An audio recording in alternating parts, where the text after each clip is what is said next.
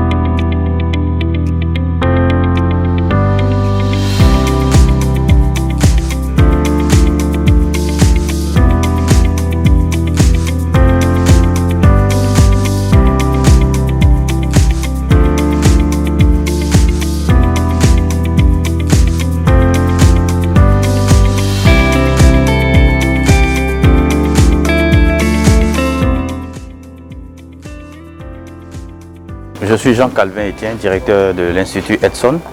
La création donc de la première université de l'éthique et la gouvernance des services publics répond à un appel du gouvernement ivoirien, lequel appel donc invitait les acteurs de l'écosystème à une synergie d'action pour repousser la corruption et promouvoir la bonne gouvernance. Donc c'est suite à cet appel-là que l'Institut Edson et ses partenaires ont conçu ce dispositif de formation qui a pour objectif d'outiller, de renforcer les capacités techniques et opérationnelles des fonctionnaires et agents de l'État afin donc que ceux-ci soient capables d'implémenter les bonnes pratiques en matière donc de gestion des affaires publiques. Et la cérémonie d'aujourd'hui marque donc la cérémonie de graduation des fonctionnaires et agents de l'État qui ont pris part durant 4 mois au certificat d'expertise en éthique et gouvernance des services publics. Aujourd'hui donc, ils ont été certifiés et accrédités en présence donc du ministère de la promotion de la bonne gouvernance et de la lutte contre la corruption qui est le partenaire institutionnel donc de cette activité. Le but de tout ceci au final, c'est de créer un vivier d'experts, un réseau d'éthiciens et de spécialistes en gouvernance des services publics, lequel réseau sera une force de proposition pour le gouvernement ivoirien et aider le gouvernement donc dans sa stratégie de promotion de la bonne gouvernance et de lutte contre la corruption en Côte d'Ivoire. Ce qu'on peut dire, c'est d'encourager tous les composants de la nation à s'approprier les principes de l'éthique, surtout aux responsables qui sont à un certain niveau donc de gouvernance des affaires publiques. L'éthique aujourd'hui doit être la norme, gérée de façon responsable, dans l'équité, avec des valeurs qui sont enracinées donc dans le terroir ivoirien. Les affaires publiques, c'est le challenge, c'est le défi donc que nous devons tous relever ensemble. Et l'Institut Edson s'est positionné sur ce point-là comme l'organisme certificateur et accréditeur des compétences en la matière. Georgette Boin, épouse Kwasi, directeur du civisme et de la citoyenneté au ministère de la promotion de la jeunesse, de l'insertion professionnelle et du service civique. Le thème que nous avons proposé est une stratégie triennale en matière de sensibilisation à l'éthique se rapportant au symbole identitaire de la République de la Côte d'Ivoire. Parce qu'en fait, les 5 symboles identitaires de la République de la Côte d'Ivoire promeuvent en fait des valeurs. Et ces valeurs-là sont véritablement liées à l'éthique. Et donc pour nous, c'était important de pouvoir faire cette formation-là, de pouvoir mieux nous approprier les notions d'éthique et de bonne gouvernance, pour que dans le cadre de nos sensibilisations, dans le cadre même de la mission qui nous a été assignée par M. le Président de la République, nous puissions pouvoir partager cette notion-là aux populations ivoiriennes. L'Ivoirien, pour nous, depuis quand même une bonne période, je pense, je pourrais parler même d'une décennie, à la suite des différentes formations, à la suite des dispositifs mis en place par le gouvernement ivoirien à travers les ministères, les diverses entités, l'Ivoirien véritablement tend aux notions de citoyenneté, aux notions d'équité, aux notions de civisme. Et malheureusement, comme vous l'avez dit, il y a des brebis galeuses. Et donc c'est pour cela que pour nous, c'est important de continuer en fait ces notions de sensibilisation. Lors de leur intervention, la police met l'accent aussi véritablement sur la répression.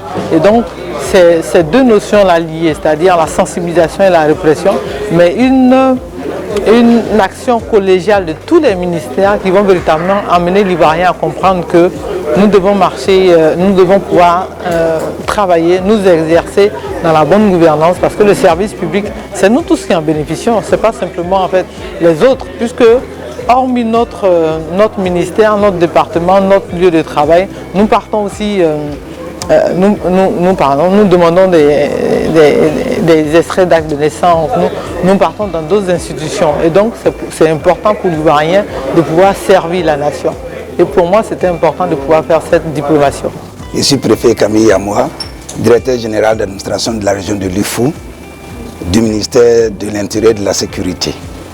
Je fais partie de la première promotion des éthiciens et de la bonne gouvernance des services publics de Côte d'Ivoire, organisée par le cabinet Institut Edson. Mon thème, après la formation, je dirais, technico-pratique, qui a donné lieu à près de 120 heures de formation, nous avons soutenu un mémoire devant un jury. Et le thème qui a été abordé, à mon humble niveau, c'est les règles de gouvernance des marchés publics en Côte d'Ivoire, le cas des collectivités territoriales, gouvernance, défis et perspectives.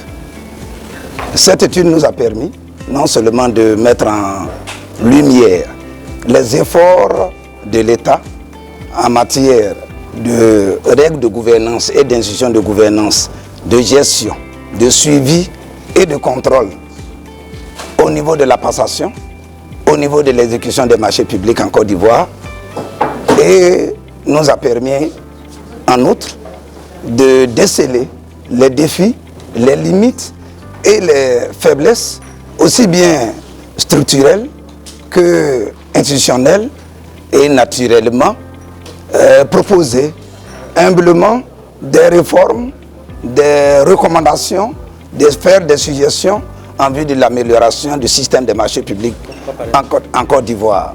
Au niveau des recommandations, naturellement, et comme d'ailleurs l'un des palonniers ce matin l'a dit, il y a la dématérialisation des procédures. Ça permet de minimiser l'impact humain et qui permet, je dirais, de lutter fortement contre la corruption. Quand la main humaine fait moins, applique moins les marchés publics, laissant place à la dématérialisation, qui est d'ailleurs une procédure de rapidité, de célérité des procédures, naturellement on peut lutter efficacement contre la corruption en matière de passation et d'exécution des marchés publics. Avec la certification, cette cérémonie de certification en tant qu'expert en éthique et de gouvernance d'un service public, doublée d'une accréditation, est une cérémonie qui nous réjouit. D'abord, parce que ça nous permet d'avoir un parchemin, c'est le couronnement des efforts accomplis, mais ensuite, c'est en même temps une responsabilité, parce que ça nous engage à aller implémenter, sensibiliser et tenter d'implémenter les outils de bonne gouvernance et d'éthique qu'on a appris en 4 mois d'études sous la supervision des experts éthiciens de renommée nationale et internationale. C'est le lieu pour nous, d'ailleurs, de saluer tous les auditeurs, nos camarades, et surtout de rendre hommage aux différents encadreurs, aux différents professeurs, éthiciens, managers de la gouvernance des services publics qui nous ont inculqué ces rudiments. Nous allons prendre cet engagement de l'implémenter dans nos différents services respectifs. C'est une réaction de satisfaction pour la raison que la thématique qui est la lutte contre la corruption est une thématique transversale et pour réaliser mettre en œuvre cette thématique, il y a l'implication de beaucoup d'acteurs. Et dans le cadre de notre approche, les composantes, que ce soit du secteur public, du secteur privé, comme la société civile, tous ces éléments-là doivent mettre en synergie leur intervention. Et comme notre mission, c'est la coordination, le suivi et la mise en œuvre de la politique du gouvernement en matière de lutte contre la corruption et la bonne gouvernance, il est important que ces genres d'initiatives puissent être appuyés, accompagnés, pour qu'à côté d'autres acteurs, on puisse avoir tous les acteurs de l'écosystème qui permettent de mettre en synergie leur intervention pour sensibiliser la population, étant entendu que la thématique est nouvelle. C'est maintenant que dans le pays, de manière au plus haut niveau, on parle de la lutte contre la corruption. Il est important que les membres de la société puissent être informés, sensibilisés, voir l'ampleur, le risque qu'il y a à ne pas pratiquer la bonne gouvernance. Et le ministère existe depuis 2021. Et nous avons mis en place, dans un premier temps, un plan stratégique pour coordonner l'ensemble des interventions, pour mettre en synergie. Et à partir de ce moment, on a développé les outils. Et un des outils phares, c'est la plateforme de dénonciation des actes de corruption et infractions assimilées, qui permet à tout citoyen qui est témoin ou victime d'un cas de corruption de le signaler, à charge pour le gouvernement de prendre toutes les dispositions, et c'est ce qui se fait pour permettre de traiter ces cas de corruption, pour que le citoyen qui a dénoncé sache que le gouvernement prend au sérieux ou prend en compte ces préoccupations. Étant entendu que quand vous dénoncez, on vous donne un numéro pour faire le suivi. À tout moment, vous pouvez savoir à quel niveau se trouve le traitement de votre plainte. Et quand c'est avéré, les vérifications sont avérées, alors les ministères en charge de la thématique prennent des mesures administratives. Des fois, c'est des suspensions, des fois, c'est des sanctions. Il y en a même qui vont jusqu'au conseil de discipline, etc., etc. Il est difficile de dire a priori que les policiers et les enseignants sont en tête. Il va de soi que chaque acteur, chaque domaine prend des mesures, étant entendu que tout le monde est sensibilisé sur la thématique.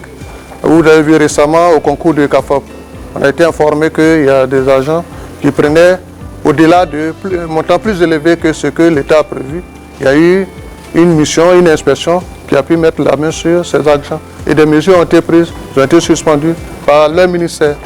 Alors donc c'est pareil pour tous les autres ministères. Chaque fois qu'un cas de corruption est avéré, le ministère est saisi et l'action de l'inspection qui va faire le contrôle sur place. Et s'ils ont les preuves, le ministre prend les mesures. Étant entendu que la haute autorité, que ce soit la primature comme le président de la République, suivent eux-mêmes les actions qui se mènent à ce niveau-là.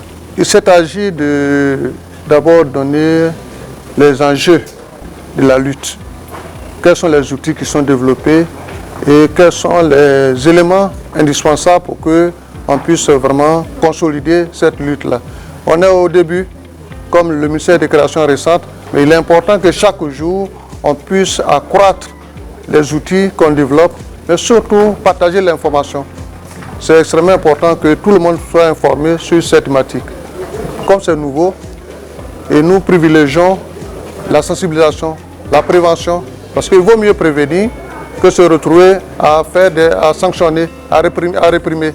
Donc c'est sur ça que le ministère met l'accent en termes de sensibilisation. On fait beaucoup de formations et c'est pour ça qu'on est en train de mettre en place un dispositif pour former tous les acteurs sur la thématique, pour qu'on puisse prendre des décisions en toute connaissance de cause.